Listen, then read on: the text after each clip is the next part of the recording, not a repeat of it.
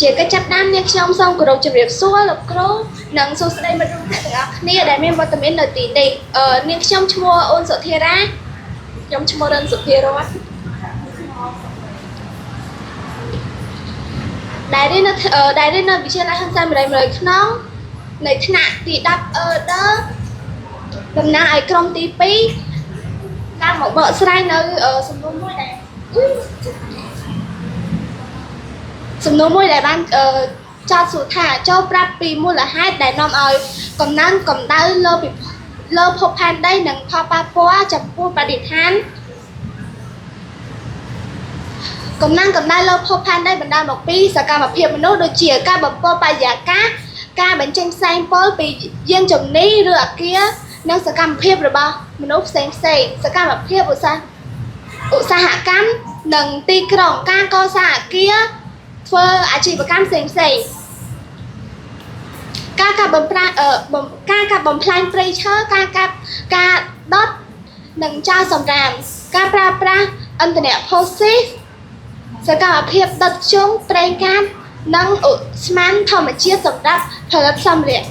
ភារៈផ្សេង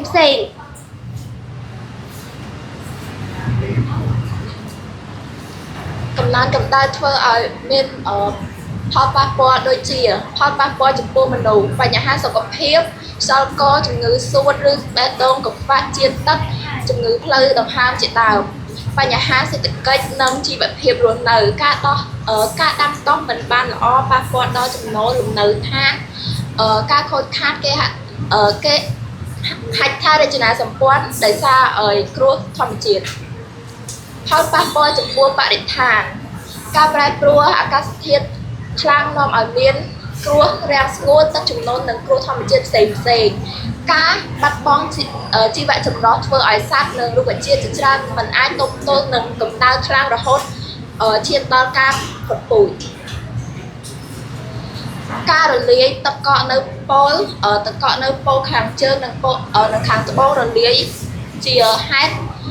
ធ្វើឲ្យនីវ៉ូទឹកសមុទ្រកើនឡើងបញ្ហាភ្លើងឆេះវិធានការសំខាន់ដើម្បីកាត់បន្ថយកម្ដៅផែនដី1ចូលរួមដាំដើមឈើនិងការពារព្រៃឈើ2កាត់បន្ថយការប្រើប្រាស់ឥន្ធនៈផូស៊ីលកាត់បន្ថយការប្រើប្រាស់ធ្យូងថ្មប្រេងនិងឧស្ម័នធម្មជាតិក្នុងឧស្សាហកម្មនិងយានយន្ត3ប្រើប្រាស់ថាមពលស្អាតដូរមកប្រើប្រាស់ថាមពលដែលកកើតឡើងវិញដូចជាថាមពលពន្លឺព្រះអាទិត្យថាមពលខ្យល់ថាមពលទឹក4កាត់បន្ថយការប្រើប្រាស់ផ្លាស្ទិកប្រើប្រាស់ឡើងវិញនិងកែច្នៃសំណល់5ផ្សព្វផ្សាយអំពីផលប៉ះពាល់នឹងការការពារភពផែនដីអរគុណលោកគ្រូនិងមិត្តរួមថ្នាក់ទាំងអស់គ្នាដែលបានស្ដាប់ការបកស្រាយរបស់ក្រុមទី2